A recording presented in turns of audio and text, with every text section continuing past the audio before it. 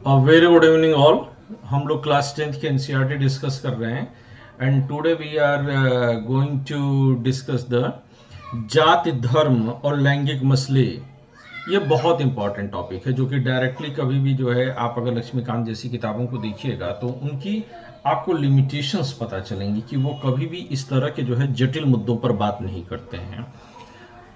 और इस चूंकि आप में से खुशी और आरती दो लोग ऐसे हैं, खुशी ने तो हालांकि फिर भी थोड़ा बहुत जो है रवा हो चुकी हैं, बट आरती के लिए जो है ये बहुत नया है अभी। तो हाँ मैं जी। चाहूँगा कि आरती जो है वो हम लोग की पढ़ाई लिखाई में ऐसा नहीं होता है कि टीचर बोलता है और स्टूडेंट सुनता है। हमारी टीचिंग में टीचर और स्टूडेंट लगातार एक दूसरे से रूबरू होते रहते हैं, डिस्कशन चर्चा चलती रहती है। तो आप पहले दिन है, थोड़ी झिझक होगी, थोड़ी हिचक हिचक होगी, लेकिन धीरे धीरे जो है आप कमांड जो है वो बेहतर डेवलप करती चली जाएंगी। तो बस कोशिश करिएगा कि हर एक बिंदु समझ में आए, और जब तक समझ में नहीं आता है तब तक जो है आप मुझे रोकते रहिएगा कि सर अभी ये पॉइंट ऐसी बात है, सर मैंने तो अपनी लाइफ में ऐसा देखा और आप तो ऐसा बता रहे हैं। ये जरूरी नहीं कि जब आप यूपीएससी की तैयारी करते हैं तो सिर्फ किताबें ही आपका सच नहीं होती हैं। किताबों से इतर भी एक दुनिया होती है और यूपीएससी उस इतर दुनिया को ही जानना चाहती है किताबों के माध्यम से। यूपीएससी क्या करती है? किताबों के माध्यम से आपके इर्द गिर्द की जो दुनिया है उसको समझने की कोशिश करती है। तो लेट्स गो, हम लोग वहीं से जो है चर्चा को जो है अंजाम देते रहेंगे। आइए देखते हैं कि एनसीईआरटी क्या कहने की कोशिश करती है। एनसीईआरटी में आज का जो टॉपिक है वह है लैंगिक मसले और राजनीति, और इसका पहला बिंदु है निजी और सार्वजनिक का विभाजन। ये काफी महत्वपूर्ण है। अगर इस लड़की को आप देखिए तो मुझे लगता है कि निधि और हमारे क्लास में खुशी हैं, ये दो जो है इनकी जो है शादियां नहीं हुई हैं। मैं सही बोल रहा हूँ? एनी यस तीन सर। तीन लोग हैं। एनी हालांकि बातचीत नहीं कर सकती। बाकी जो दो बचते हुए हैं तो उनके साथ जो है ये अनमैरिड हैं। बाकी तीन अनु, आरती और अनिका मैरिड हैं। और बाकी आप लोगों में से भी, लड़कों में से भी लगभग सारे अनमैरिड हैं। थोड़े बहुत कोई कोई ब्याहे हुए हैं, एक तो परवेज पूरे ब्याहे हुए हैं, बाकी थोड़े बहुत लोग ब्याहे होंगे, पूरी तरह से नहीं। इस तस्वीर को देखिए और समझने की कोशिश करिए कि ये तस्वीर आपको क्या समझने पर जो है मजबूर करती है। और मुझे लगता है कि इस तस्वीर को अगर बहुत गौर से देखा है तो सबसे पहले इस तस्वीर को एक्सप्लेन करने का अधिकार अगर मैं किसी को देना चाहूँगा तो निसंदेह वह आरती को दूंगा, और आरती से सुनना चाहूँगा कि इस तस्वीर से वो क्या समझती हैं। आरती, क्या हाँ आपको जी। अपने स्क्रीन पर एक तस्वीर दिखाई दे रही है? हाँ जी। ये तस्वीर क्या कहने की कोशिश कर रही है?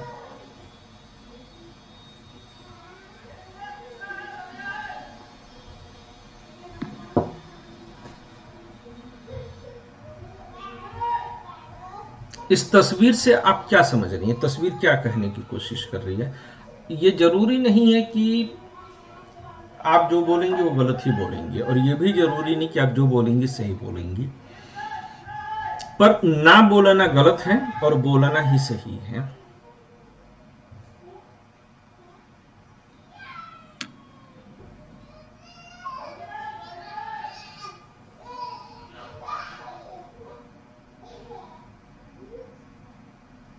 बताइए।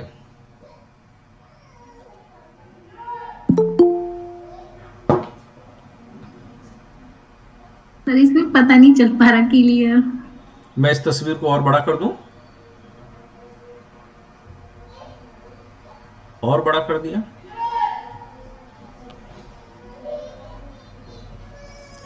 मैं इस तस्वीर को और बड़ा कर देता हूं।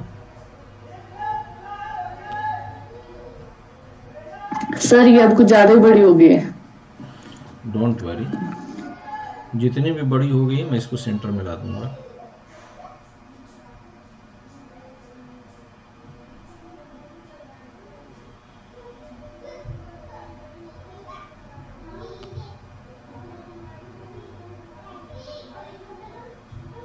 अब दिख रही है तस्वीर ठीक ढंग से? हाँ जी। हाँ जी। अब ये तस्वीर क्या कहने की कोशिश कर रही है?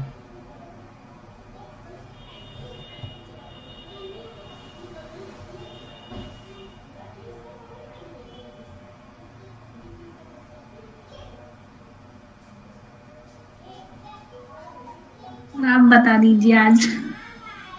ठीक है, खुशी क्या आप बताना चाहेंगे? सर ये गुस्से में लग रही है, ऐसा लग रहा है कि ये अपना शक्ति को प्रदर्शित करने का ये कोशिश कर रही है, नारी शक्ति जो भी है इनके अंदर। ओके, ओके, चलिए। अनिका?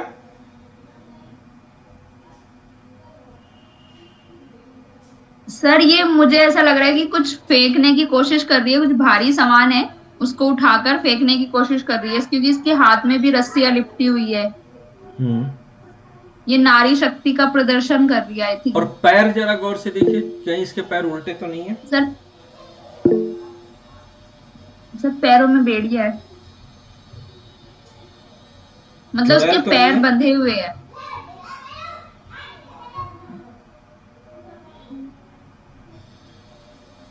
सर एक तरीके से ये समाज में जो औरतों की स्थिति है वो उसको प्रदर्शित कर रही है।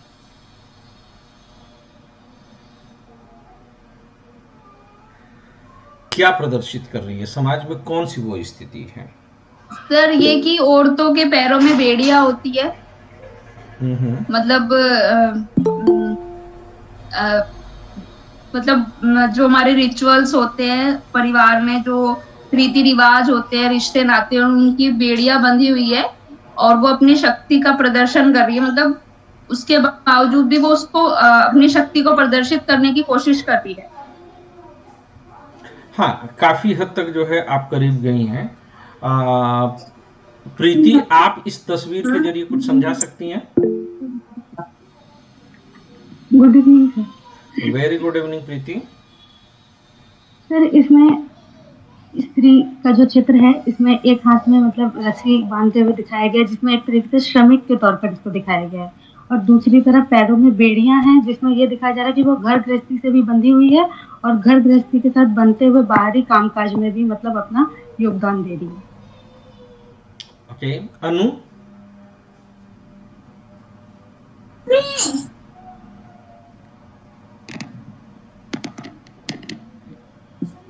जी good evening sir. Very good evening. Sir इस पिक्चर से मुझे ये सब थोड़ा चुप हो रहा है सर। निधि? सर ये जो समाज नाम की बेड़ियां इसके पैरों में बंधी हुई है, और जो घर गृहस्थी वाले इसके जितने भी रिश्ते नाते वगैरह हैं उन रस्सियों से बंधी हुई है। ये अपनी शक्ति को प्रदर्शन करते हुए इन रस्सियों को खोलने की कोशिश कर रही है या बेड़ियों को तोड़ने की कोशिश कर रही है। ओके, जॉयट, ये भी एक अच्छा एक्सप्लेनेशन है। और ये बड़ी खूबसूरत सी बात है कि हम लोगों के बीच में अभी मेरे खास इनविटेशन पर वेस्ट बंगाल से सोनिया ने हम लोगों को ज्वाइन किया हुआ है। सोनिया रेगुलर स्टूडेंट नहीं है, पर कह सकते हैं कि इतने खूबसूरत टॉपिक पर इतने खूबसूरत शख्सियत का बात करना एक नया जो है विज़न हमको ज़रूर दे सकता है। सोनिया जिस तरह का काम करती हैं उसको आप लोगों को आगे चल कर के मैं कभी चाहूँगा कि सोनिया से मैं आप लोगों को फॉर्मली इंट्रोड्यूस कराऊं। और सोनिया जिस काम को कर रही हैं वो सोशल जस्टिस में जब आप लोग जाएंगे तो वहाँ पर इनका जो काम है वो आप लोगों के लिए बहुत इम्पॉर्टेंट है। आपके यहाँ डायरेक्ट क्वेश्चन पूछा जाता है इनके काम से रिलेटेड, तो लेकिन वो जो है कभी कनेक्ट और करेंगे। सोनिया, क्या आपको हमारी आवाज़ आ रही है? Sonia, if you are getting me? Yes sir, मैं सुन रही हूँ, बोलिए। सोनिया, ये तस्वीर आप देख रही हैं जो सामने स्क्रीन पर है, हाँ जी। इस तस्वीर से आप क्या मतलब निकाल सकते हो?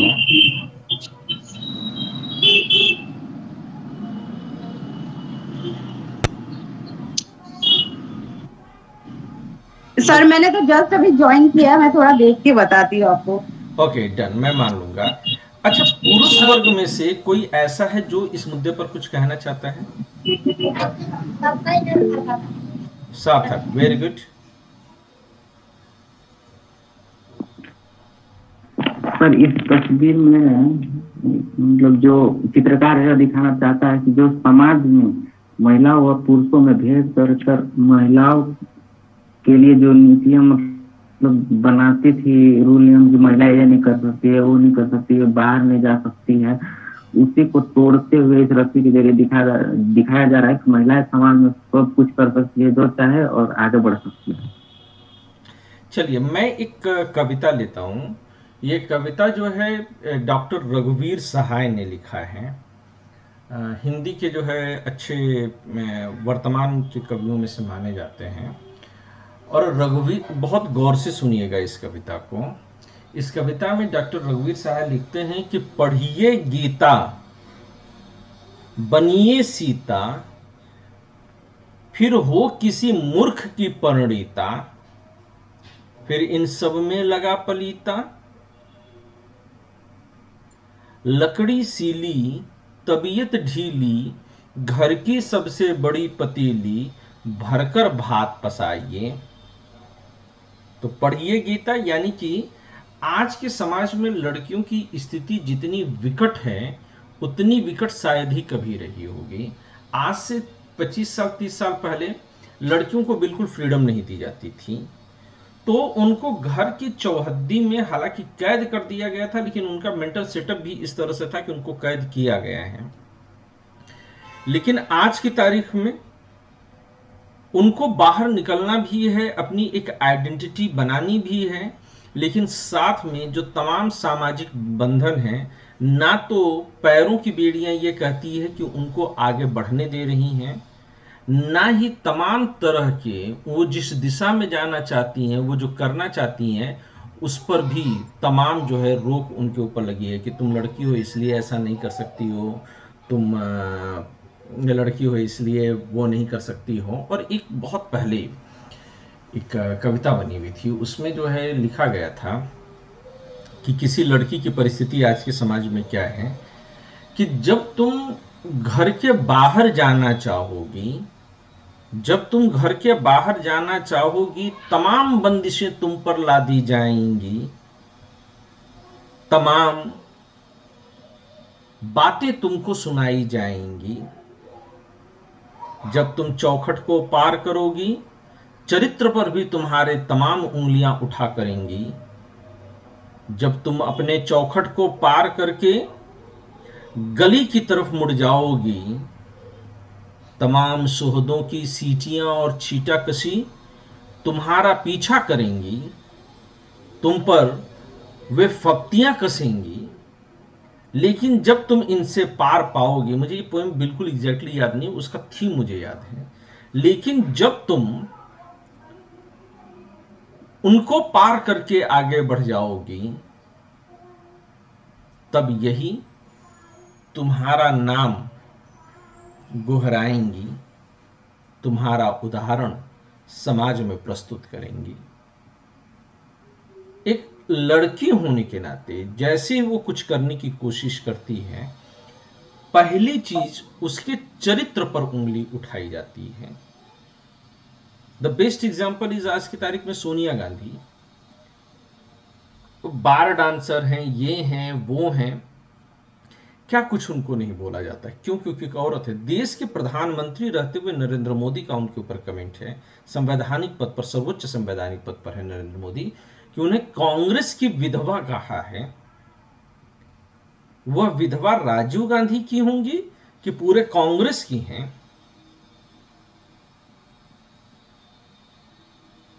तो ये सोच देखिए कि किस स्तर पर वस्तुतः काम करती है या ममता बनर्जी, इनके ऊपर किस तरह की छीटाकशी की जाती है।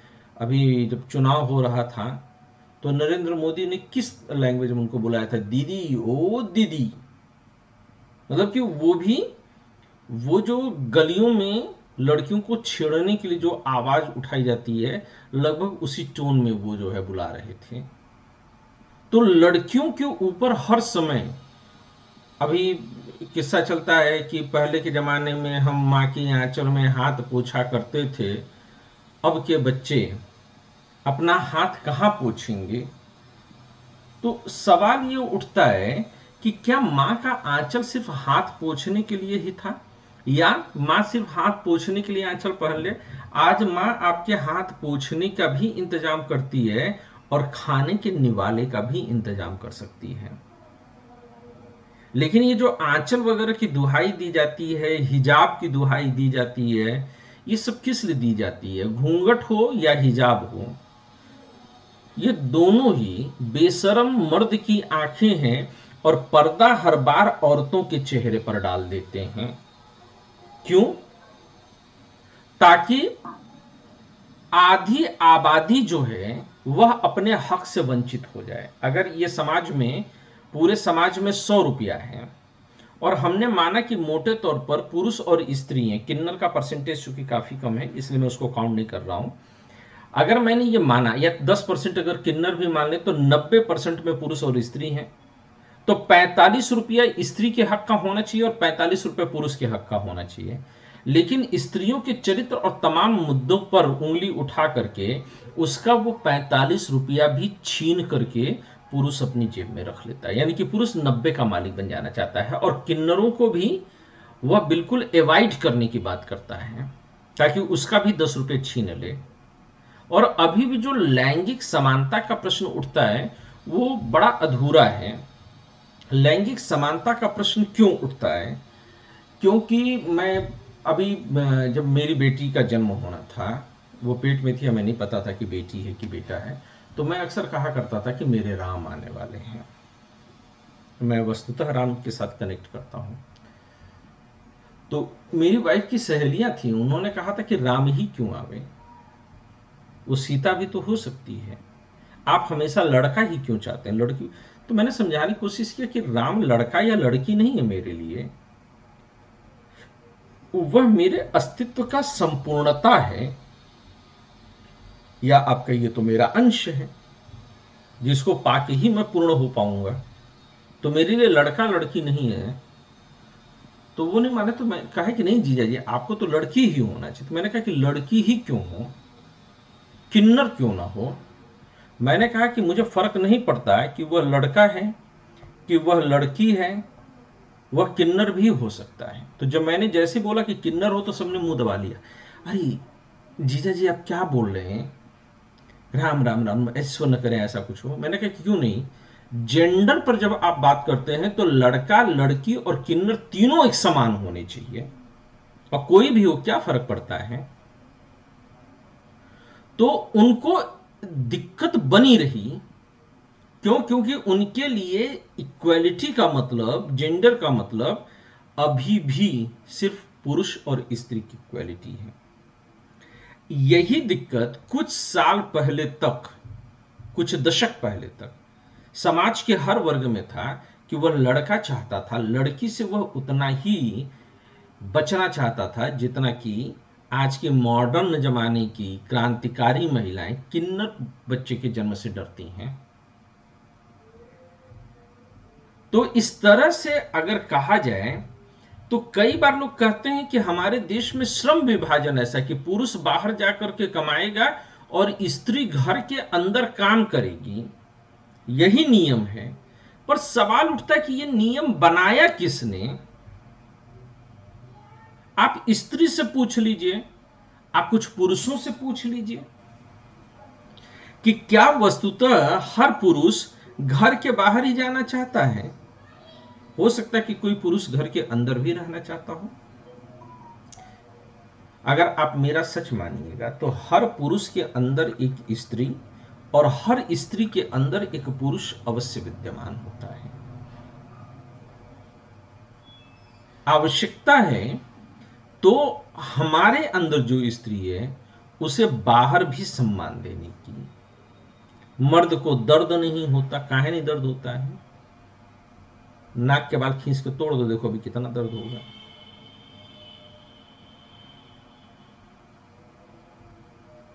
जब बचपन में किताबें पढ़ी तो लड़कियों को हर हेलो जी सर, हाँ मैं कह रही थी, आपने सही कहा मर्द को दर्द होता नहीं है, बट देने में बहुत ज्यादा, मतलब क्या बताओ, दे तो पाते हैं वो।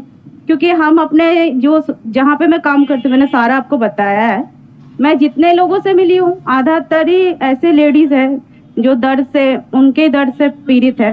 तो इस बारे में कुछ बोलेंगे आप? क्या उनका क्या, मैं उनको कुछ बोलूँ? मैं आपके बारे में बताती हूँ उनको कि ऐसा करो वैसा करो, कुछ बोलूं? क्या बोलूं उनको? बताओ थोड़ा सा, कुछ आप बता दो मुझे, क्योंकि आधा दर्द तो ऐसे ही है जो मर्द के दर्द से पीड़ित है। या एग्जैक्टली। और वो क्यों पीड़ित हैं? क्योंकि मर्द ने एक ऐसा समाज बना दिया कि जिसमें स्त्री उनकी गुलाम रहे या उनकी प्रॉपर्टी रहे। पहले के जमाने में, आज भी अगर आप देखिए तो शादी विवाह के जमाने समय में स्त्री धन दिया जाता है। पहले के ज़माने में, आज भी जो है आप अगर देखिए तो हिंदी फिल्में अगर आप देखती हो या कुछ भी अगर इस तरह से आप देखती हो, तो आप देखती होंगी कि एक हीरो को जब बहुत बोल्ड दिखाने की कोशिश की जाती है तो वो 5-5, 6-6, 7-7 पुरुषों को जो है अपनी बाहों में लेकर के नाचता है। लेकिन कभी आपने इस तरह से देखा हो कि कोई हीरोइन को जो है बड़ा बोल्ड दिखाना हो तो वो 5-5, 6-6 पुरुषों को जो है अपनी बाहों में लेकर के नचा रही हो?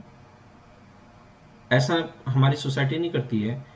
जेम्स बॉन्ड की जब मूवी बनती है तो जेम्स बॉन्ड को बहुत बोल्ड दिखाने के लिए दिखाया जाता है कि लड़कियां उसके साथ सेक्स करने के लिए आतुर होती हैं और वो किसी के साथ भी जो है सेक्स करता है। क्या कभी कोई लेडी जेम्स बॉन्ड बनेगी तो क्या उसका कैरेक्टर इस तरह से दिखाया जा सकता है कि वह कुछ सूचनाएं प्राप्त करने के लिए किसी भी पुरुष के साथ सेक्स करती हो? तो एक्चुअली में इसके पीछे कई कारण हैं। एक तो पहला कारण यह है कि पुरुष, इस जो वर्तमान समाज है इसकी रचना ही पुरुष ने की है। और पुरुष ने इस समाज की रचना इस रूप में क्यों की? पुरुष ने इस समाज की रचना इसी रूप में इसलिए की क्योंकि संसाधनों पर जो हक होना चाहिए था, चाहे वह आर्थिक संसाधन हो चाहे राजनीतिक संसाधन हो, उस पर उसने अपना पूरा नियंत्रण स्थापित करने की कोशिश की। और यह तभी संभव था जब स्त्री को दोयम दर्जे का मान लिया जाए। दूसरे, स्त्रियों के मन में यह धारणा भर दी कि वह पुरुष पर आश्रित है। पहले तो चीज ये है कि मर्द को दर्द नहीं होता, ये कॉन्सेप्ट गलत है। कोई भी मर्द कहे कि दर्द नहीं होता, उसके नाक का बाल खींच दो तेजी से, देखो तुरंत बिलबिल आ जाएगा, है ना? या कान पर जो एक जोर का बजाओ, देखो बैठ जाएगा। तो मर्द को दर्द होता है ये एक्सेप्ट करना चाहिए। लेकिन हम सबको बचपन में ये सिखा दिया जाता है कि रोना लड़कियों का काम है, लड़कों को रोना नहीं चाहिए। क्यों नहीं रोना चाहिए? मुझे अगर आंसू आएगा तो मैं अपने आंसू नहीं रोकता हूं। आते हैं जो आंसू तो बह जाने दो। लड़कों को भी रोना चाहिए और लड़कियों को भी मजबूत होना चाहिए। बचपन में सोनिया जब आप पढ़ी होंगी तो हमारी शिक्षा प्रणाली भी चूंकि पुरुषों ने तैयार की, तो उन्होंने शिक्षा प्रणाली को कैसे बनाया? उन्होंने शिक्षा प्रणाली को इस तरह से बनाया कि लड़कियों को जब भी उदाहरण में रखा जाता था तो या तो वह किचन के काम करते हुए रहती थी या फिर गुड्डा गुड़िया के साथ खेलती थी। लेकिन लड़कों का जब उदाहरण रखा जाता था तो वह क्रिकेट खेलते हुए लड़के होते थे या बाहर के काम करते हुए होते थे। यानी कि हमारी शिक्षा प्रणाली भी ये जहर हमारे मन में बोती थी। लगातार इसने काम किया है। तीसरा जो मैं सबसे प्रमुख कारण मानता हूं कि लड़कियों की या औरतों की दुर्दशा का कारण क्या है, तो वह है आर्थिक स्वतंत्रता। लड़कियां ज्यादातर आर्थिक स्वतंत्र इस देश में नहीं है और ना ही ज्यादातर लड़कियों के मन में आर्थिक महत्वाकांक्षाएं होती हैं। वो संतोष करना सिखा दिया जाता है। पर अगर लड़की आर्थिक रूप से इंडिपेंडेंट शुरू से रहे तो क्या मर्द उसको वही दर्द दे सकता है जो वर्तमान में दर्द दे रहा है? नहीं सर, ये आपने सही कहा, ये बात से मैं सहमत हूँ, बिल्कुल सही। चौथा कारण है हमारे यहाँ के रीति रिवाज। ये रीति रिवाज कैसे हैं? रीति रिवाज ऐसे हैं कि जो आपको शुरू से अंत तक ये समझाते हैं। यहाँ पे जितनी लड़कियां हैं शादी होकर के आई होंगी, शादी के बाद इन लोगों ने अपने पति के पैर छुए होंगे या पैर छुआया गया होगा, या जब भी इनके लिए लड़का ढूंढा गया होगा तो लड़का उम्र में हमेशा लड़की से बड़ा ही ढूंढा जाता है।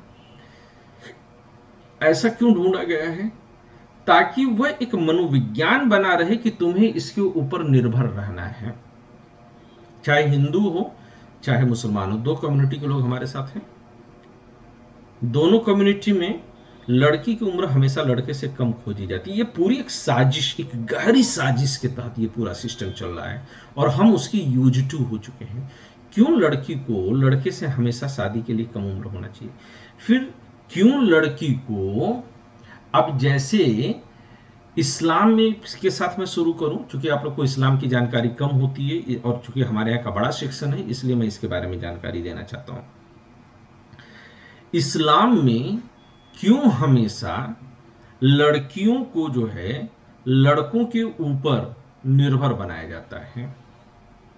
वहां पर भी हमेशा से ये सिखाया जाता है कि अगर आपका निकाह होता है तो आपको जो है अपने मर्द के हिसाब से चलना चाहिए।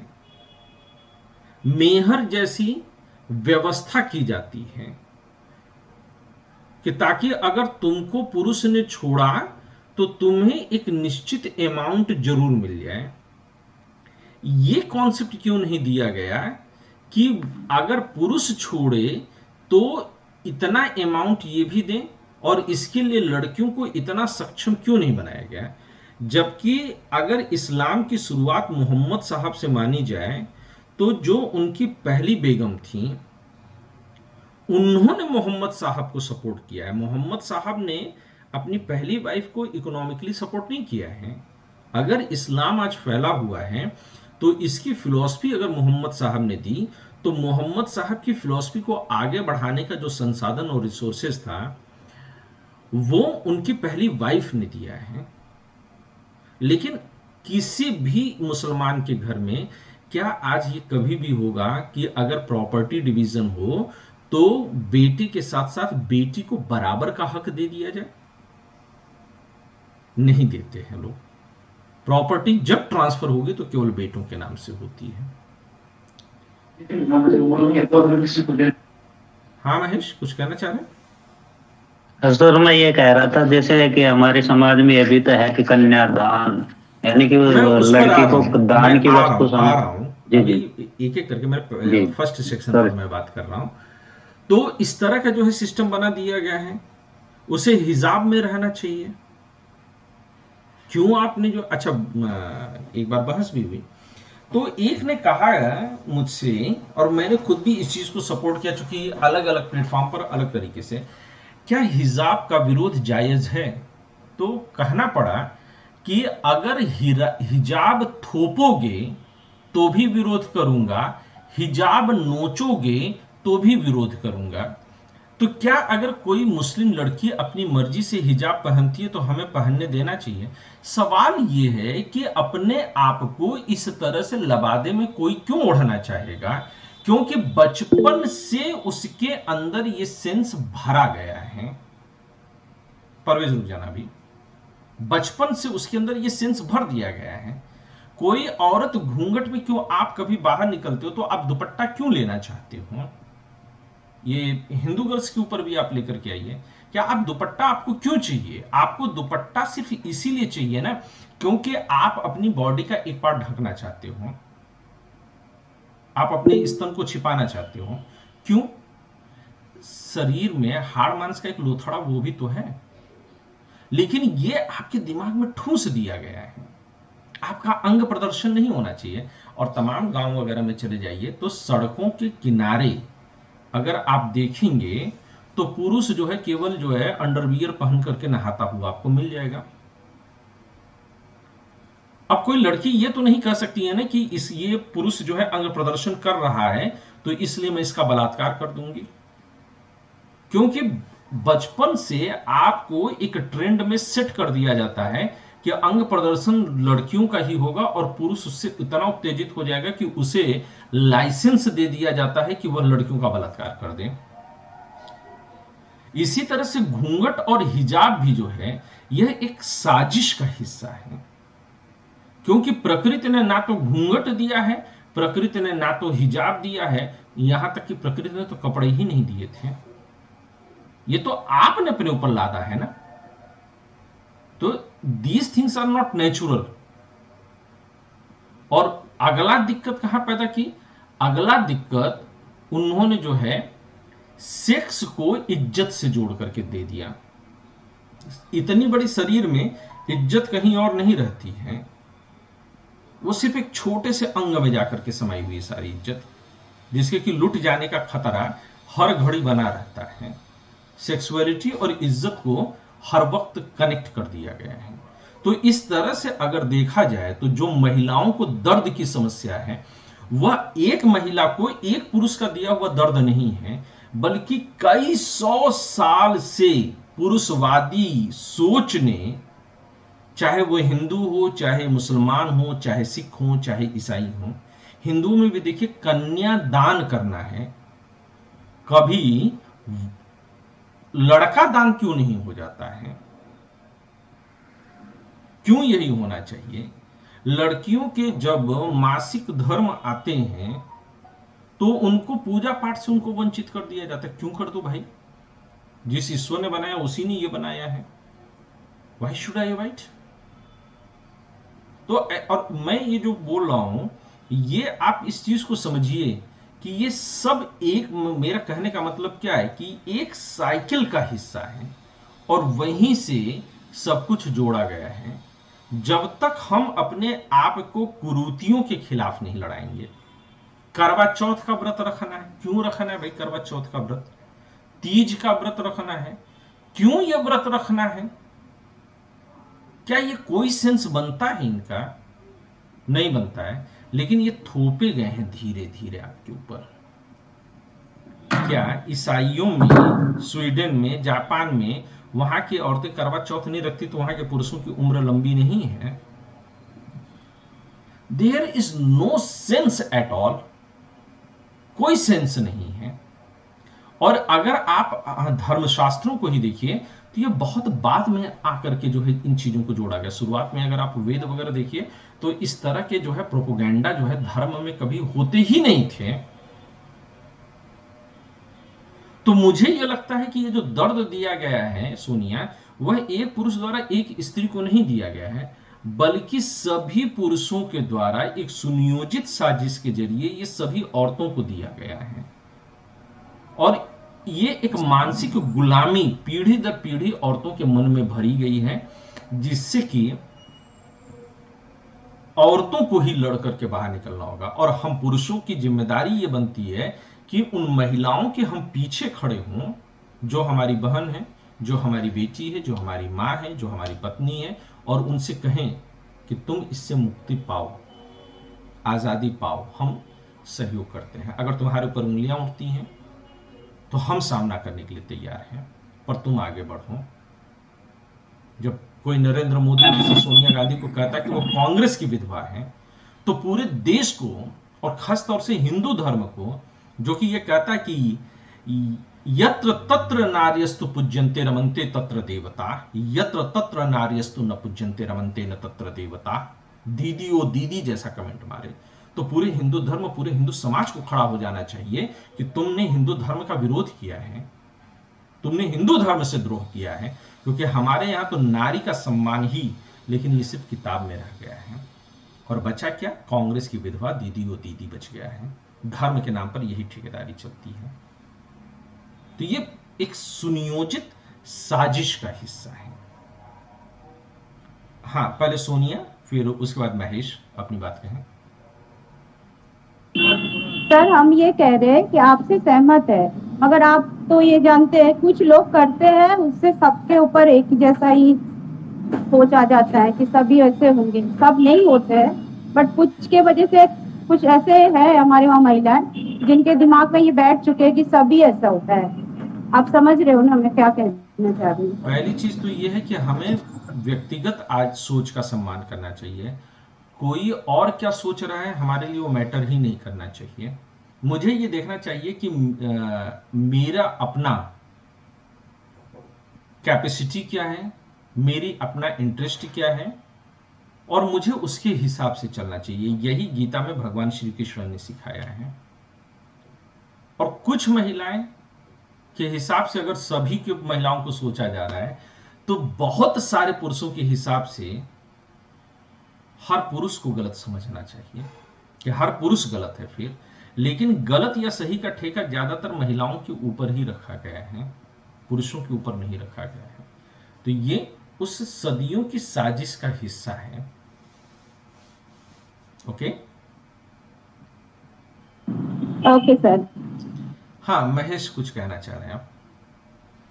सर मैं ये कह रहा था जैसे हमारे यहाँ समाज में जैसे भगवान कृष्ण और श्री राधा जी को जिस प्रकार से चित्रित किया गया है, उस मुद्रा में यदि कोई लड़का या लड़की मिल जाते हैं तो उनको बेइज्जती या क्या बोलते हैं बेशरम या फिर घर की तौहीन कर दी, हमारी इज्जत मिट्टी मिला दी, ऐसे वो इस तरीके से देखा जाता है। जबकि राधा और कृष्ण एक साथ एक तस्वीर में इस प्रकार से दिखाए जाते हैं, मनमोहक उसमें, और हम उसका नाम भी लेते हैं जय श्री राधा कृष्णा, जो भी है लेना ही चाहिए, प्रेम है।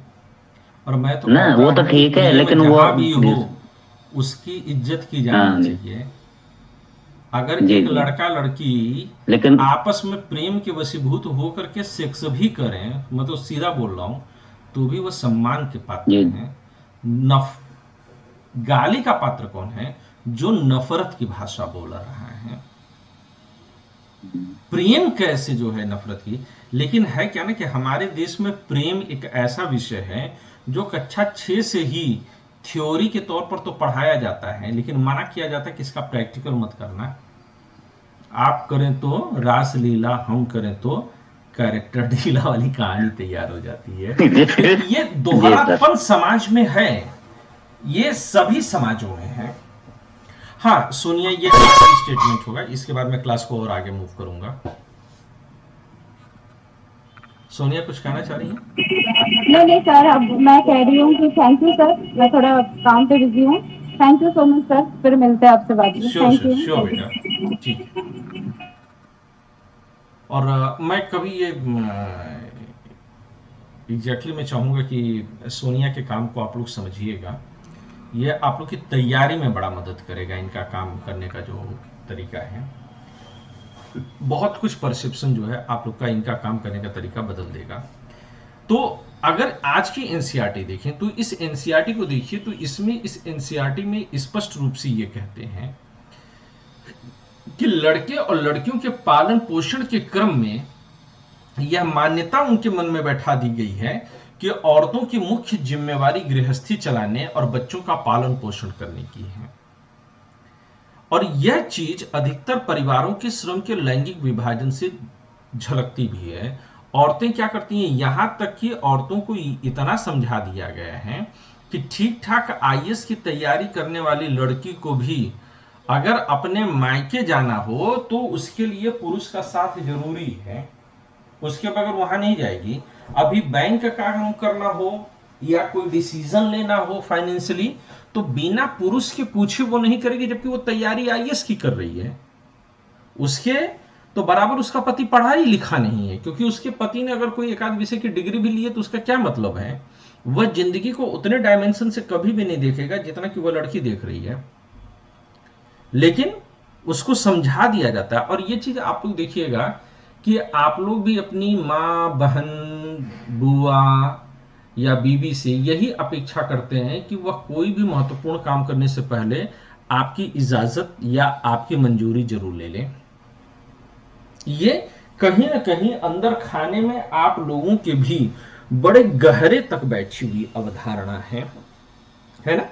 तो औरतें क्या करें, खाना बनाएं और पुरुष बैठ के खाए, सफाई करना, कपड़े धोना, बच्चों की देख रेख, जबकि मर्द घर के बाहर काम करें।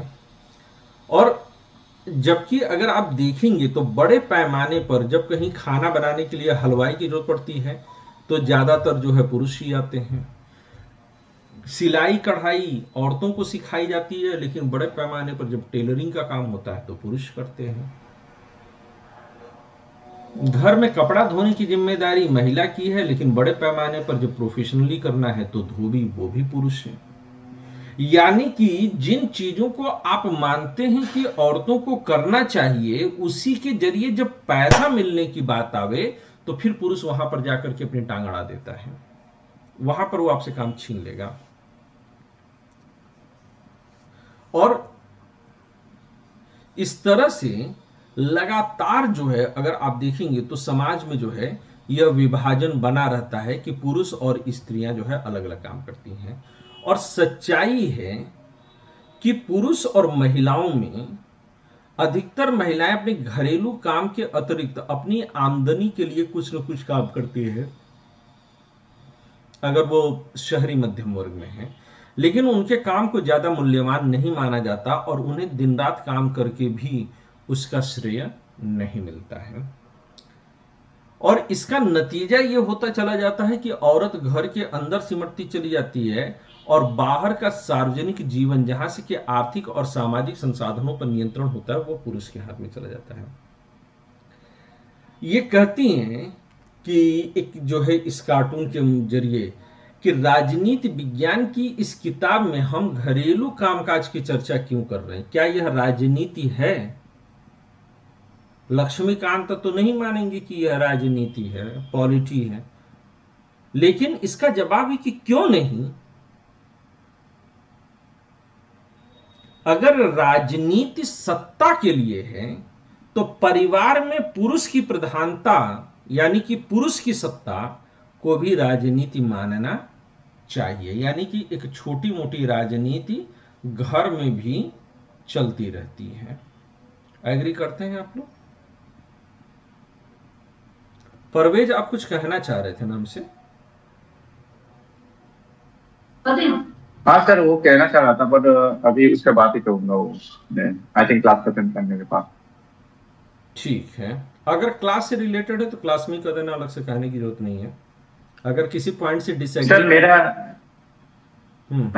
इस पॉइंट से डिसएग्री था मैं कि जहाँ पे जो हिजाब की बात आ रही थी वहां पे मैं डिसएग्री था, क्योंकि जहाँ हम शिक्षा की बात करते हैं वहां समान अवसर होना चाहिए ना हमारे लिए। तो वहाँ हिजाब या घूंघट होना ही नहीं चाहिए। मेरी थिंकिंग यही है कि हम जहाँ शिक्षा लेने जाते हैं वो हमारी भीख, हम शिक्षा को भीख की तरह लेते हैं, मानते हैं। तो हम जहाँ पे भीख मांगने की बात से एग्री कर रहा था। मैंने ये कहा कि जब कुछ लड़कियां कहती हैं कि वो हिजाब पहनना ही चाहती हैं, तो मेरा ये प्रश्न है कि उनके अंदर यह सोच क्यों आई? क्या जो सोच हमारे अंदर होती है वो सोच हर हाल में मुक्त होती है, वह स्वतंत्र सोच होती है? कोई ज्यादातर औरतें जब बाहर निकलती हैं तो वो, मैं इसलिए मैं दुपट्टे का एग्जांपल लिया कि लड़कियां दुपट्टा लेती, वो कहती हैं कि हम ठीक है दुपट्टे के साथ कंफर्टेबल हैं। तो सवाल ये उठता है कि दुपट्टे के बिना अनकंफर्टेबल क्यों हो गए?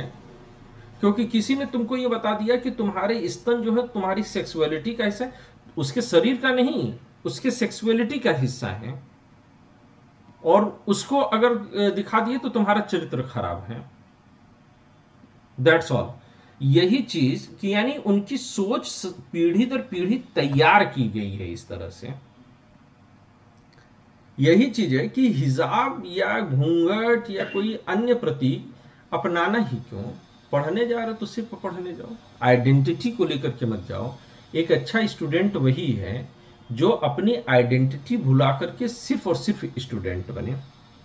पर सवाल एक और है कि फिर जो है स्कूलों में स्कर्ट को और लड़कों के लिए पैंट को भी क्यों अलाउ किया गया? क्यों नहीं लड़के और लड़कियों दोनों के लिए पैंट और शर्ट बनाया गया? फिर वहां पर भी वो आइडेंटिटी लड़का और लड़की के रूप में क्यों क्रिएट कर दी गई? क्या ये गलत नहीं है? सर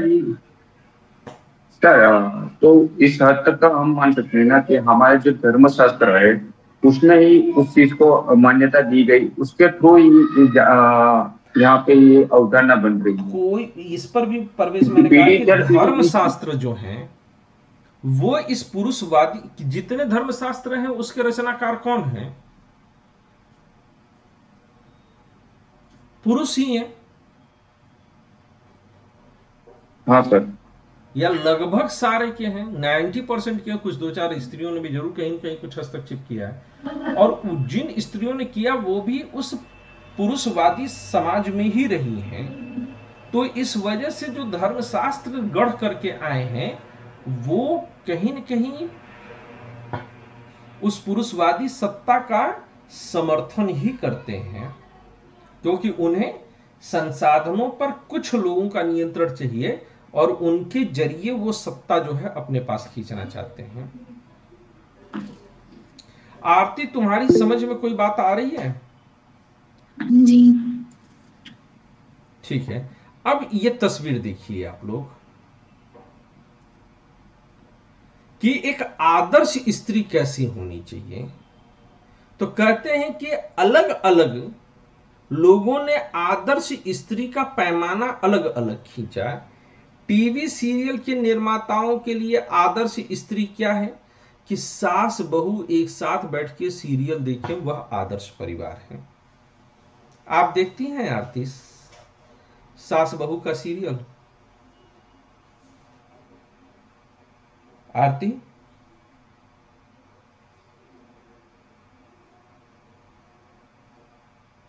आरती गायब हो गई।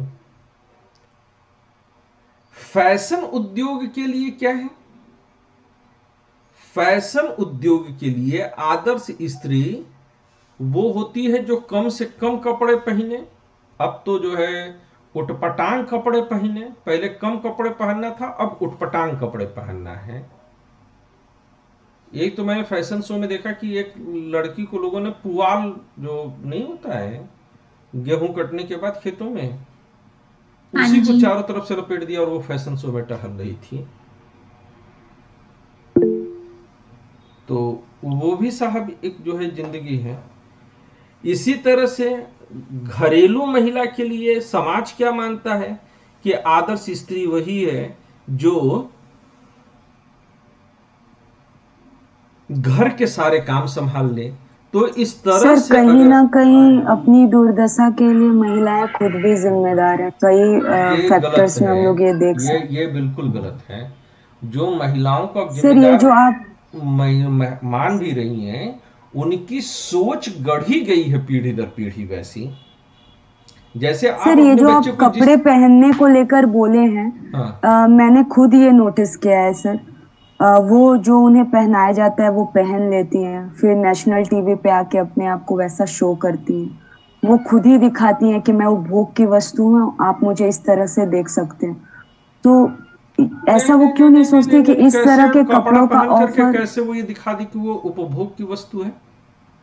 सर ये जो आप पुआल का आप बता रहे हैं कि ये पहन ली, वो उस चीज को एक्सेप्ट ही क्यों कि मैं, आप मुझे जो दो मैं पहन ले रही हूँ फैशन के नाम पे। और हो सकता है कि डिजाइनर भी कोई महिला रही हो, लेकिन उससे वो उपभोग की वस्तु कैसे बन जाएगी? सर अभी मैं आचार्य प्रशांत को बहुत दिन से सुन रही हूँ। वो महिलाओं को लेकर आशीष को इतने दिनों से क्यों नहीं सुन रही हो? नो सर, मैं आपको भी सुनती हूँ, पर उनका महिलाओं का कॉन्सेप्ट मुझे अच्छा लगता। आचार्य सर ये जो मैं उपभोग बोली ना सर, ये शायद मैं गलत बोल रही होंगी, ये उनके वर्ड्स नहीं है, लेकिन ये चीज हमें समझना होगा। लेकिन किसी महिला ने कैसे कपड़े पहने और नहीं भी पहने तो भी वो उपभोग की वस्तु नहीं बन जाएगी उसका। और कोई महिला पुआल ही पहन ले, घास पहन के चली आए, तो क्या पुरुष बकरी बन जाएगा? कोई महिला कपड़ा ना भी पहने तो इसकी वजह से कोई पुरुष उसको उपभोग की वस्तु कैसे समझ लेता है? मैं तो बहुत स्पष्ट तौर से कहता हूं कि सनी लियोनी का भी मैं हृदय से बहुत सम्मान करता हूं। उन्होंने जो पॉर्न वीडियोस बनाए होंगे ठीक है, लेकिन एक महिला के रूप में तो सम्मानित है ना। जो उनके कुछ कृत्य गलत हैं वो गलत है, तो मैं उसकी तरफ फोकस ही क्यों करूं?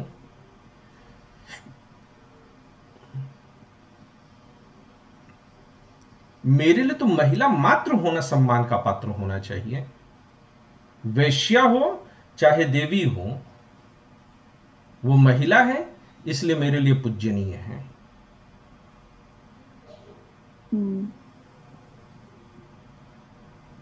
ये आचार्य आशीष के विचार हैं। जी सर। और ये राइट भी है। किसी पुरुष को यह हक नहीं बनता है कि वह महिला से अपेक्षा करे कि वह क्या पहने और क्या न पहने। घास का पहने क्या ना भी पहने तो क्या फर्क पड़ता है। मेरी आंखों में शर्म होनी चाहिए, किसी के तन पर कपड़ा हो न हो उससे फर्क नहीं पड़ता। हाँ महेश, कुछ कहना चाह रहे हैं आप? ये कह रहा था जो आजकल जो विज्ञापन आ रहे हैं लगभग मेरे हिसाब से 90% महिलाओं पर आधारित है, महिलाएं उसके ऐड कर रही है। बहुत डेरोगेटरी हैं। कैसे कैसे बहुत सही पॉइंट उठाया। तुम ब्रश कर लो, महिला तुम पे फिदा। तुम सेंट लगा लो, महिला तुम पर जो है जीभ लपलपाती हुई तुम्हारे पास चली आएगी। तुम ये चड्ढी पहन लो तो महिला कहेगी ये तो बड़ा टोइंग है। तो ये अश्लीलता है, और ये किसी महिला ने नहीं कहा।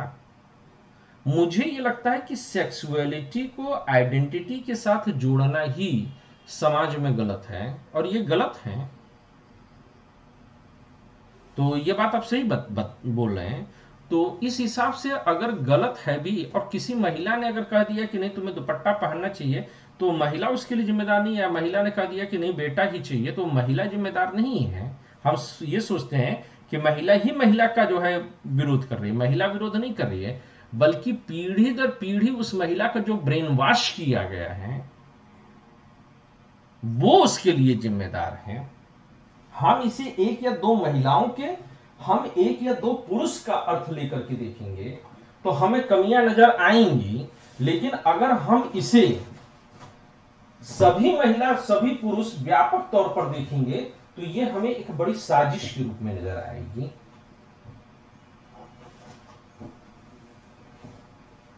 ठीक है ना मेरी बात?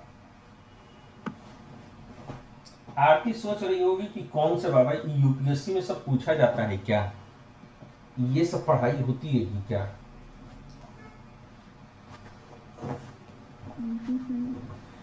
ये सब आपकी पढ़ाई का भरपूर हिस्सा है। ये सब पढ़ना है, ये सब जानना है।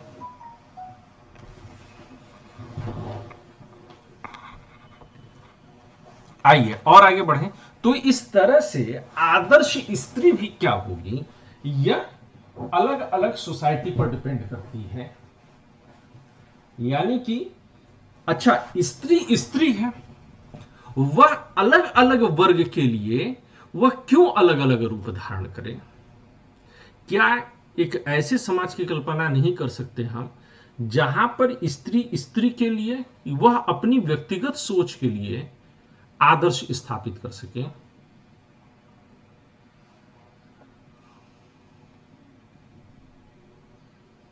तो ये कार्टून बहुत बहुत सही कहता है। इसी तरह से भावी सास ससुर के लिए आदर्श दुल्हन कैसी है? जो ढेर सारा दहेज लेकर के आवे। और नियोक्ता और पुरुष सहकर्मियों के लिए आदर्श कर्मचारी वो कैसी हो? जैसे कि सजावट की चीज हो। आप देखिए तो तमाम कोचिंग्स में आप देखिए तो जब भी काउंसलर बनाई जाती हैं या होटल्स वगैरह में जब भी रिसेप्शन डेस्क बनाया जाता है तो 90% उस पे सजी संवरी महिलाएं ही बैठाई जाती हैं। सोचिएगा क्यों? और ये सोचिएगा कि आप अपने समाज और परिवार में इनमें से किस तरह की हैं, और अगर पुरुष हैं तो आप स्त्री को इनमें से किस रूप में देखते हैं?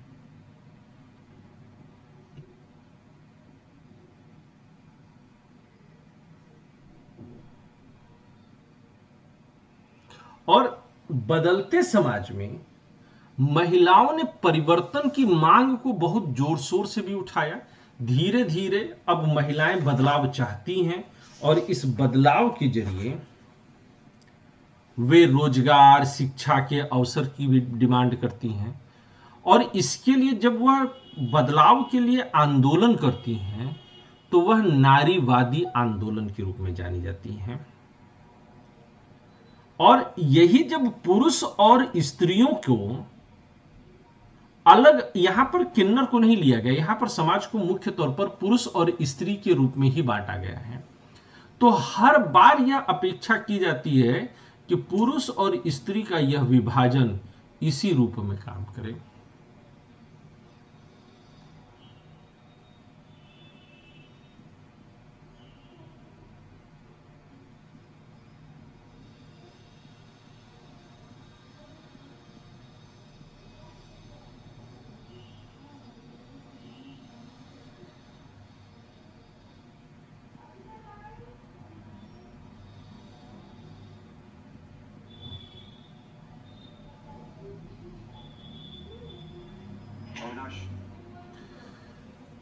आप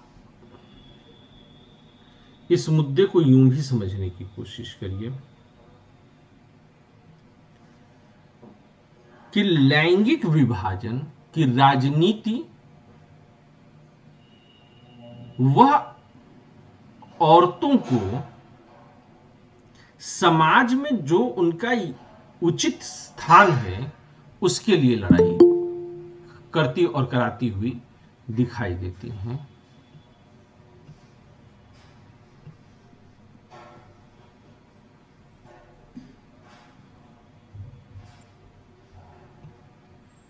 और नतीजा ये हुआ कि जो नारीवादी आंदोलन चला, इसने वैज्ञानिक, डॉक्टर, इंजीनियर, प्रबंधक, कॉलेज और विश्वविद्यालय शिक्षक जैसे पेशों में बहुत सी औरतों को अब आगे आने का मौका दिया। यहां तक कि ट्रक चलाती हुई औरतें मिल जाती हैं, ऑटो चलाती हुई औरतें मिल जा रही हैं, अब लोको पायलट के रूप में रेल चलाती हुई औरतें मिल जाती हैं, और तो सेना में स्थायी कमीशन भी मिलने लगा।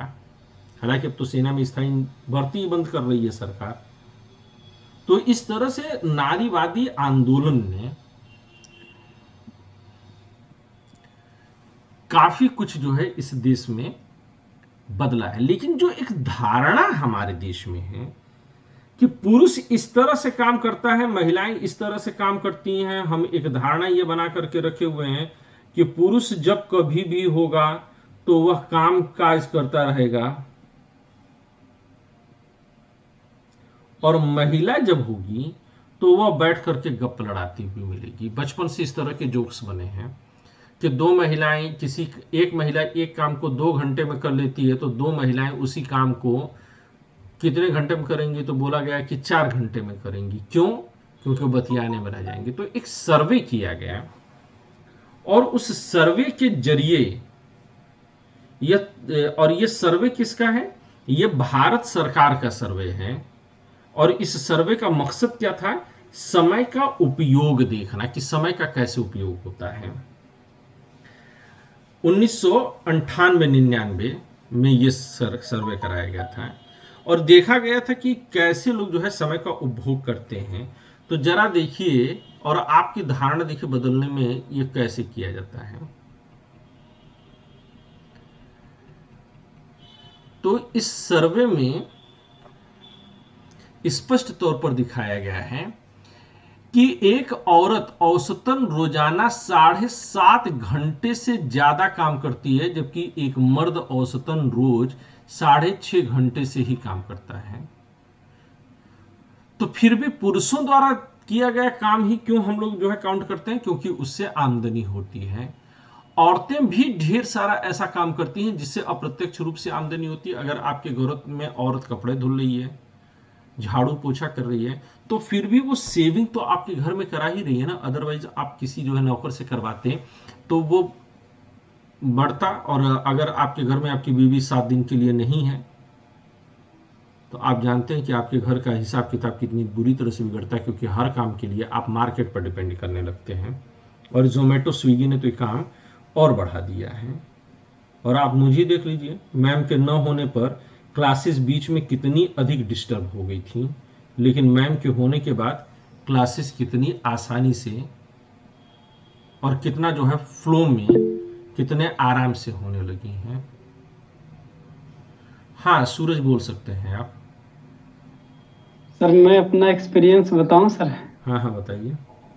सर मैं 1 साल तक मतलब विजिलेंस टीम में भी रहा हूँ, डिस्ट्रिक्ट विजिलेंस टीम में। तो सर वहाँ जब जांच करने जाता था तो जितना भी फीमेल जेई हुआ करती थी उनका वर्किंग बहुत ही बढ़िया था। मतलब जैसे भ्रष्टाचार तो ज्यादा होता ही है ये गवर्नमेंट के काम में, लेकिन उनके कामों में काफी कम भ्रष्टाचार था, इफिशियंसी बेहतर देखने को मिला था सर। और दूसरा कि पैसे का सदुपयोग भी ज्यादा था।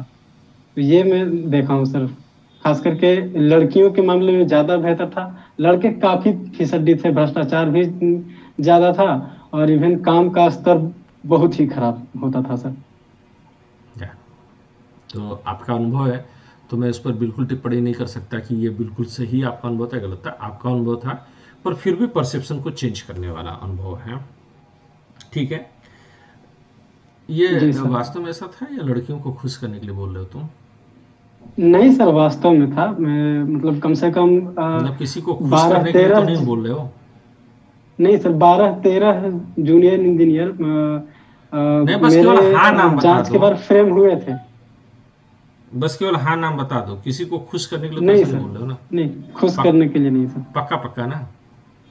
पक्का सर, मतलब मैं वही मतलब डाटा के साथ बता रहा हूँ सर कि मैं 12-13 जेई फंसे थे जांच के बाद, लेकिन एक भी फीमेल जेई नहीं फंसी और काम भी अच्छा था। भगवान करे कि सर एक बार नहीं, सूरज की उम्र हो गई है तो मेरी प्रार्थना ये है कि अब कोई फंस जाए। सर रिंगटोन सुन लेना एक बार उनकी, कभी की हाड़ी की। क्या सुन लेना? रिंगटोन। नहीं समझ में आ रहा क्या बोल रहे हो? रिंगटोन होती है ना, उसको कॉलर ट्यून बोलते हैं, कॉलर ट्यून बोलते हैं उसको। हे भगवान, क्या है कॉलर ट्यून? क्या है? अब चलो, इस बेचारे की अपनी पीड़ा है, अब तो उसे सुनना पड़ेगा। अब परवेज सुनने के अलावा कुछ कर भी नहीं सकता, उसकी शादी हो चुकी है। आगे बढ़ते हैं। सर मैंने सूरज जी की सुनी इसलिए बोल पाया अभी। हाँ बेटा, मैं तुम्हारी पीड़ा समझ रहा हूँ, लेकिन आगे क्लास बढ़ाएं। तो अब ये है कि अगर यहाँ पर देखिए, आमदनी वाले काम में पुरुष कितना समय लगा रहे हैं? 6 घंटा, जबकि महिलाएं 2 घंटा 40 मिनट। जबकि घर के काम में पुरुष कितना करते हैं? आधा घंटा, जबकि महिलाएं 5 घंटा। गप्पबाजी कौन ज्यादा करता है? ये बड़ा महत्वपूर्ण है। पुरुष औसतन 1 घंटा 25 मिनट गप्प लड़ाते हैं, जबकि महिलाएं 1 घंटा 20 मिनट। बिना काम के यानी फुर्सत का क्षण पुरुष के जीवन में 3 घंटा 40 मिनट, जबकि महिलाओं के जीवन में 3 घंटा 50 मिनट। जबकि हम लोग ये मान करके चलते हैं कि महिलाओं को जीवन में फुर्सत नहीं मिलती है। और अपने शरीर की साफ सफाई, जिस पर कि महिलाओं को इतना अधिक कमेंट का सामना करना पड़ता है, 12 घंटा 25 मिनट पुरुष और 11 घंटा 10 मिनट महिलाएं। शायद ये बहुत तेजी से आपकी सोच में परिवर्तन ला सकता है। तो आप अपने परिवार में समय का उपभोग करने वाला सर्वेक्षण करके देख लीजिए कि कैसे चलता है। लास्ट वाला तो सच में थोड़ा मतलब, लेकिन उसमें और भी पॉइंट है सूरज। ये सिर्फ इसमें जो है शरीर की साफ सफाई ही नहीं थी, ये इस पॉइंट को देखना जरा गौर से। पढ़ना वगैरह भी शामिल है और सोना भी।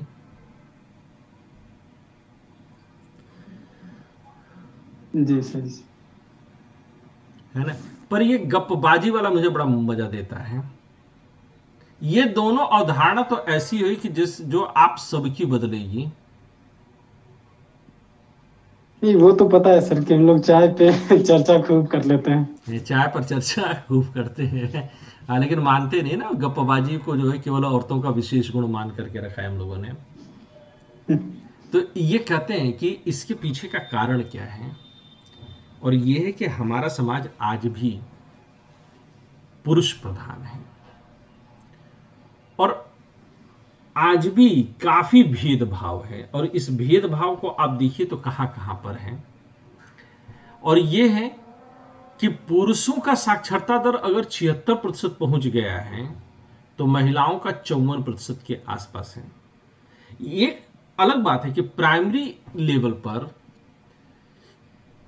लड़कियों की संख्या लड़कों को बीट करती है, लेकिन जैसे जैसे उच्च शिक्षा की तरफ बढ़ाते हैं तो उच्च शिक्षा हायर एजुकेशन में लड़कियों का ड्रॉप आउट परसेंटेज ज्यादा है बशर्ते कि लड़कों के। और ये हम लोग पीछे जब क्लास कर रहे थे क्लास 8th में, तो भी हम लोगों ने इसका जो है डेटा देखा हुआ था, जब SC ST और OBC वाला हम लोग देख रहे थे कि लड़कियों का ड्रॉप आउट परसेंटेज ज्यादा है। और आप कभी भी कहीं पर भी क्लास वगैरह में देख लीजिए, ऑफलाइन क्लास में जाता हूं मैं, तो मुझे अक्सर ये देखने को मिलता है कि लड़कों की संख्या ज्यादा और लड़कियों की संख्या कम होती है। लेकिन ऑनलाइन क्लासेस में लड़कियों की संख्या लड़कों के ऊपर भारी पड़ती है। IAS मार्गदर्शक पर लगभग 50-50 का जो है आंकड़ा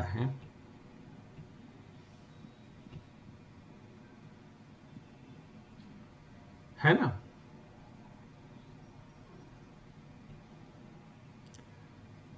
तो अब जब भी आपको 10th और 12th के रिजल्ट आते हैं, हर साल आप देखते हैं कि लड़का लड़की के बीच में लड़कियों का पासिंग परसेंटेज ज्यादा है। लेकिन आज भी हायर एजुकेशन में जब माँ बाप को चुनना होता है कि लड़का और लड़की में से किसी एक को ही पढ़ा सकते हैं, तो वह लड़के को पढ़ाते हैं, प्रीफर करते हैं, लड़कियों को बिल्कुल नहीं। और औरतें भी, लड़कियां भी इस माइंडसेट के साथ ज्यादातर पढ़ती हैं, जो मेरा अपना व्यक्तिगत अनुभव है कि चलो पढ़ते हैं, सिलेक्शन हो गया तो बढ़िया है, नहीं तो कोई और उल्लू का पट्टा तो मन लगा करके पढ़ ही रहा होगा, हम उसी के पीठ पर बेताल की तरह सवार हो जाएंगे। ऐसी अवधारणा होती कि नहीं होती है? प्रीति क्लास में हो? जी सर, अभी डिस्कनेक्ट हो गया। क्या कर रहे हो सर? अभी वो वाईफाई शायद बंद हो गया था। तो क्या तुम इस बात से मानती हो कि लड़कियां आज की तारीख में ज्यादातर जब पढ़ती हैं या यूपीएससी वगैरह की तैयारी करती हैं, तो वो इस अवधारणा के साथ पढ़ती हैं कि चलो सिलेक्शन हुआ तो हुआ, ठीक है, नहीं हुआ तो कोई और उल्लू का पट्टा तो तैयारी कर ही रहा होगा, उसी के खूंटे में जाके बंध जाएंगे? नहीं सर। नहीं, ज्यादातर, मैं सबकी बात नहीं कर रहा हूँ। नहीं, मुझे नहीं लगता है। पक्का? जी सर। चलिए मान लेते हैं। अनु, तुम्हें क्या लगता है? सर फ्रैंकली मुझे ऐसा लगता है, क्योंकि मैं तो डाटा के हिसाब से बात।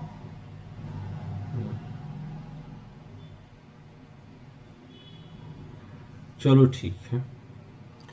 वो मैं लड़कियों में नहीं देखी हूँ। उनका एक माइंडसेट रहता है जो उनके फैमिली से भी मिला है कि बाबू यहाँ तक आप पढ़िए, उसके बाद आपकी शादी हो जानी है। तो वो प्रेशर उनके अंदर रहता ही नहीं कि आपको काम भी करना है, उसके बाद आपकी शादी होगी। कुछ नहीं करी तो शादी नहीं होगा, सोच लो। अगर ये माइंड में बैठा दिया जाता तो वो पढ़ाई पे ध्यान देती, ना कि शादी हो ही जाए। मतलब मोटिवेशन आपको तभी मिलेगा जब आपकी शादी नहीं होगी?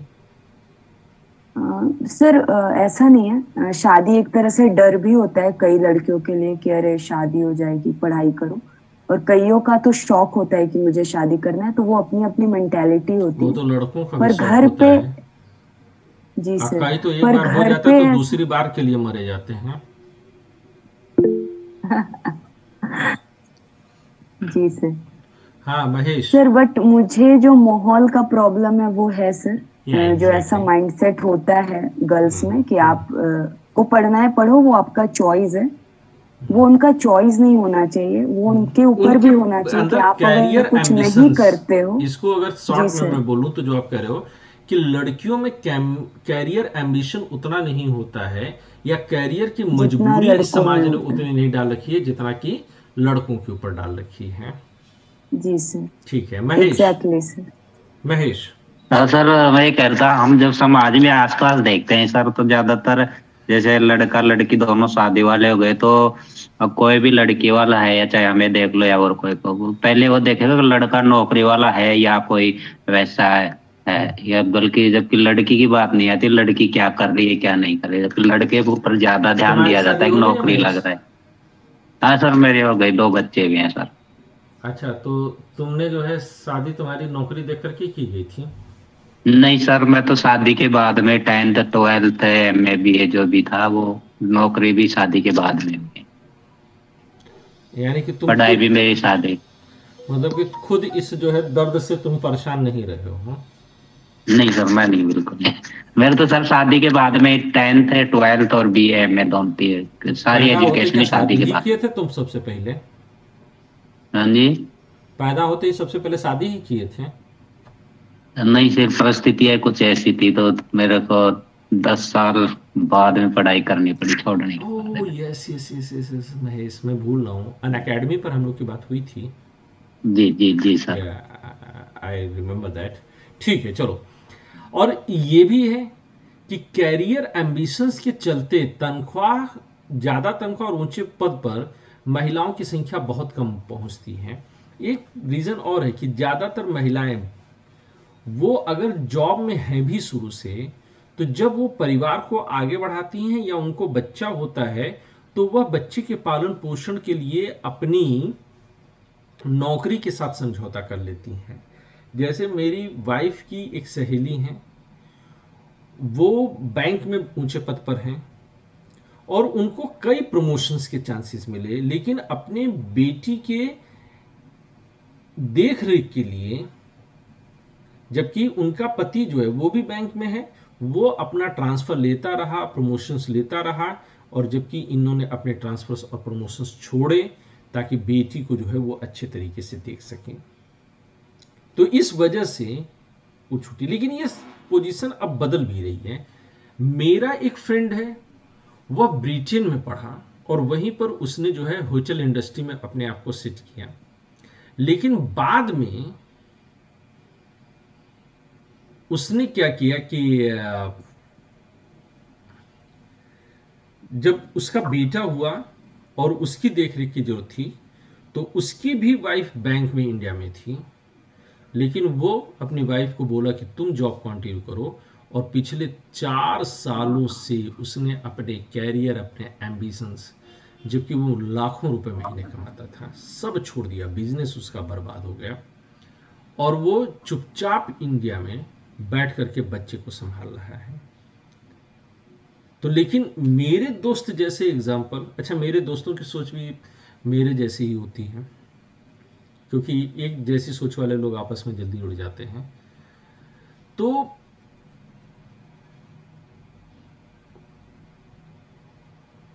कम लोग मिलते हैं ऐसे, जबकि होना चाहिए।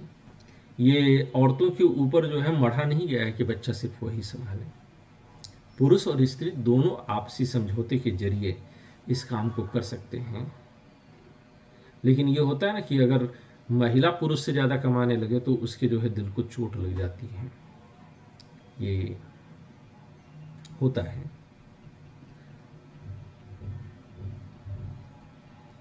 ये एक मैप दिया हुआ है, इस मैप को आप लोग देखिएगा और लिंगानुपात को जो है आप लोग कायदे से समझिएगा। हालांकि ये आंकड़ा बदल रहा है, तो भी ये आप लोग को लिए देखना जरूरी है।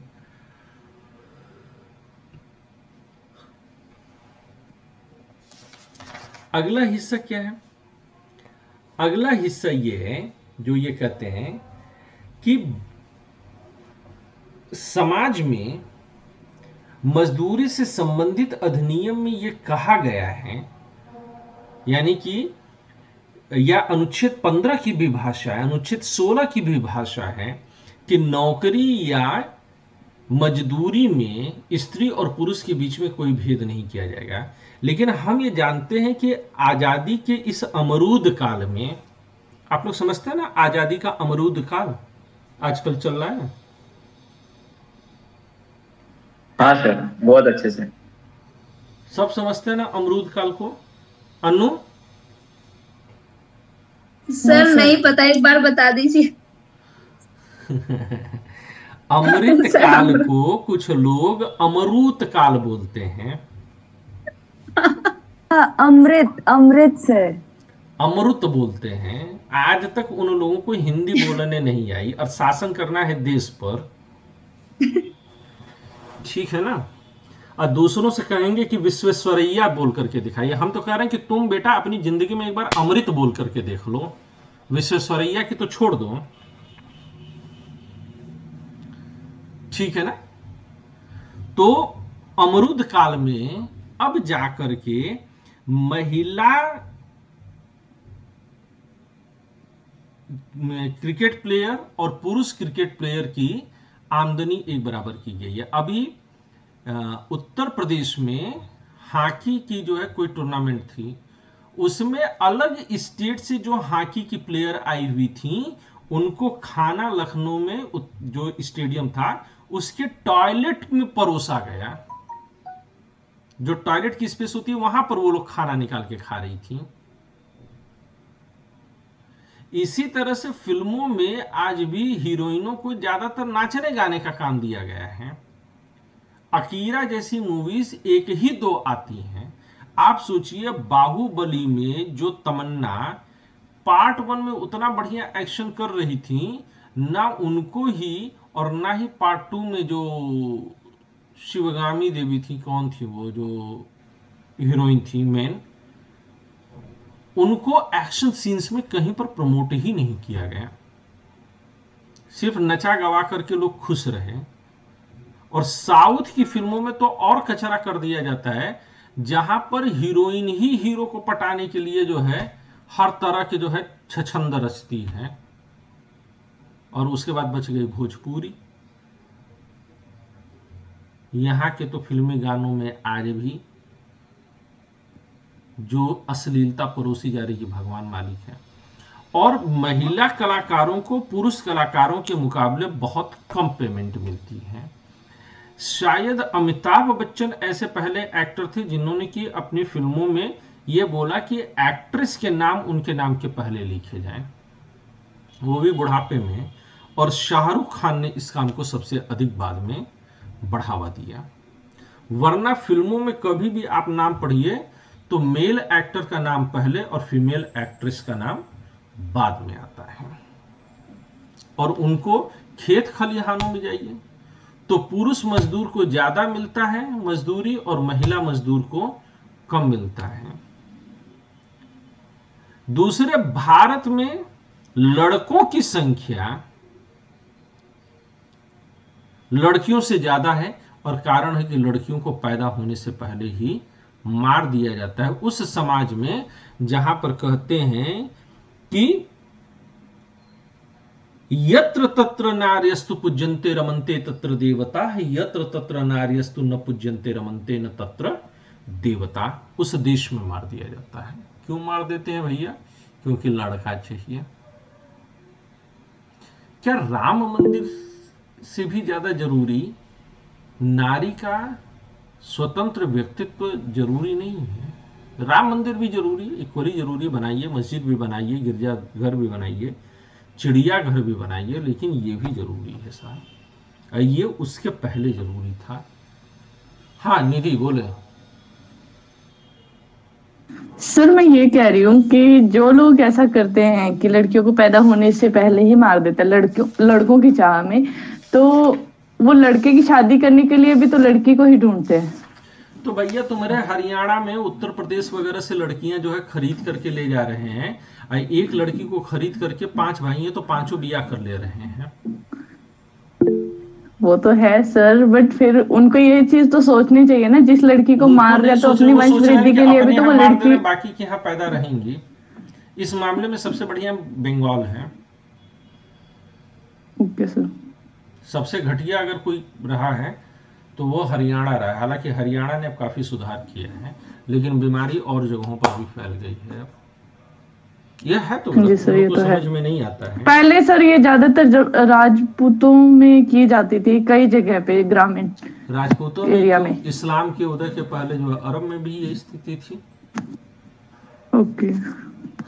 और इतना ही क्यों, अगर मैं इस इशू पर जो है और अधिक बात करना चाहूँ तो आप ये देख लीजिए कि आपके इर्द गिर्द लड़कियों की शादी के लिए अब लड़कों की कमी नहीं रहती है, लेकिन लड़कों की अगर शादी करानी हो तो लड़कियां ढूंढने में पसीने छूट रहे हैं।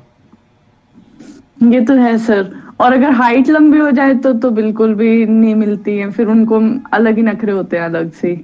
हाँ, और ऊपर से टोपी लगाए तो और नखरे होते हैं।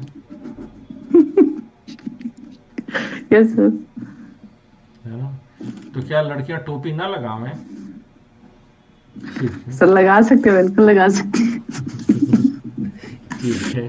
कुल मिलाकर के साउथ एशिया में 50 मिलियन लड़कों के मुकाबले लड़कियों की संख्या में कमी है। और ये दुर्भाग्य की बात है कि वर्तमान परिदृश्य में भी अगर 0 से 6 माह के बीच में देखा जाए तो लड़कियों की संख्या में गिरावट और ज्यादा आई है। महेश कुछ कहना चाहते हैं? Hello sir. हाँ सर, मैं ये कह रहा था सर, मुझे हरियाणा में रहते हुए लगभग 20 साल हो गए यहाँ।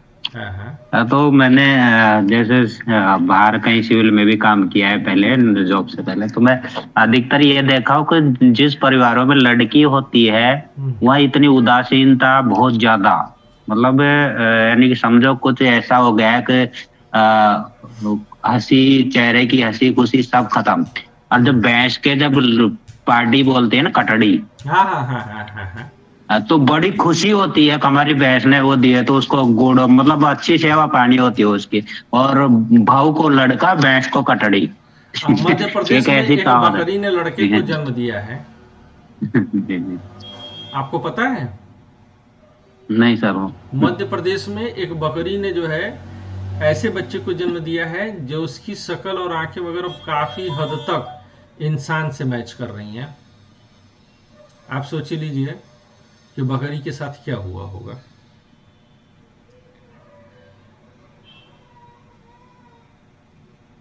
उस बकरी को आजकल देवी के तौर पर पूजा जा रहा होगा, चमत्कार उमत्कार मान करके नहीं। लेकिन मुद्दे पर वापस आते हैं,